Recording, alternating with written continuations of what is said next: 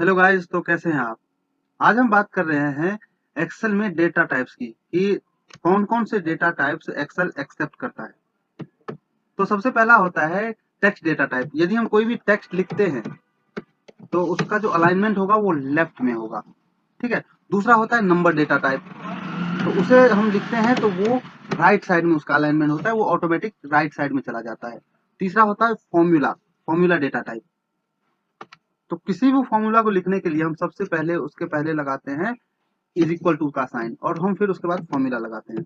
और जैसे ही हमने फॉर्मूला लगाया सम, तो सम किसका करो, नीचे एक और तीन दोनों को जोड़ोगे तो कितना होगा, 4 होगा। याद रहे कि फॉर्मूला लगाने से पहले हमें यूज करना पड़ता है इज इक्वल टू का साइन। तो एक्सेल बेसिकली बस इन 3 डेटा टाइप्स को एक्सेप्ट करती है। और चौथा जो होता है वो कोई डेटा टाइप नहीं है बल्कि एक एरर है। जब भी कोई फॉर्मूला हम पास करते हैं तो उसमें कोई जब एरर आता है तो वहां पर उस एरर का नाम शो होता है। जैसे कि मैंने एक को 0 से डिवाइड कर दिया तो क्या हुआ, डिव एरर। देखो डिवीजन एरर आ गया, और ये इसका जो अलाइनमेंट है वो मिडल है। अब ऐसा क्यों हुआ, क्योंकि एक कभी भी 0 से डिवाइड नहीं हो सकता। तो आई होप कि आपको एक्सेल का डेटा टाइप समझ में आया होगा। तब तक के लिए थैंक यू।